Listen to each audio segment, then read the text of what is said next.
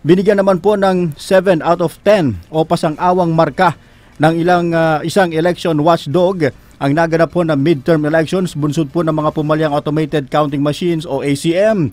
Dito rin nila isinisisi ang matagal na pag-transmit ng election returns sa transparency server na posible nilang maging sanhi ng pagdududa sa naganap na botohan. May report si Ace Cruz. Overall system ng AES siguro nasa 7.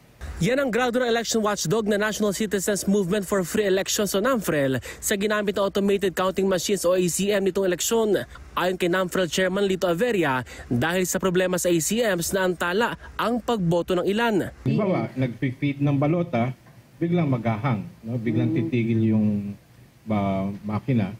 Meron ding kaso ng paper jam. Merong kaso na marumi, yung tinatawag namin scanning bar. Nasa loob yun ng makina. Nauna nang sinabi ng Commission on Elections o COMELEC na mainit na panahon ang isa sa naging dahilan ng pagpalya ng ilang makina. Pero sapat naman ang kanilang units na pamalit sa mga palyadong counting machines. Sinabi ng NAMFREL na inaasahan nilang may ganitong senaryo, lalo't doble ang init sa loob ng polling precinct. Pero kung si dating Information and Communications Undersecretary at Cybercrime Investigation Center Executive Director Alexander Ramos ang tatanungin, posibleng hindi sapat ang testing sa mga makina.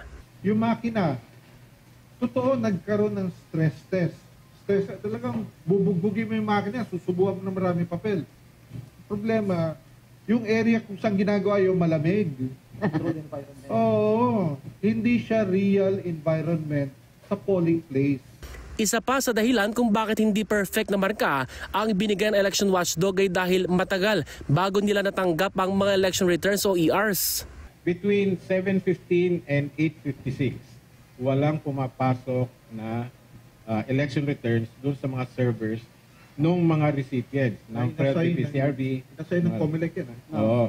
Samantala, doon naman sa COMELEC server, pumapasok yung election returns. Supposedly, sa bagong network design, diretso ang transmission ng VCM or ACM machine, kung saan tayo nagsubo ng ating mga balota, magta-transmit siya diretso dun sa transparency server. Babala ng election watchdog, hindi malayong pagmulan ito ng pagdududa ng mga kandidato lalo na ng taong bayan. Siyempre, yung period, yung gap na yon, may mga malilikot na yung utak na, uy, baka may dagdag bawas na.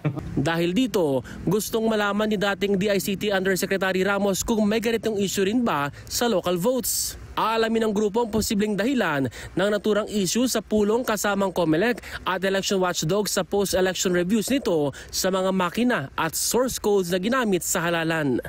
Ace Cruz, Newslight.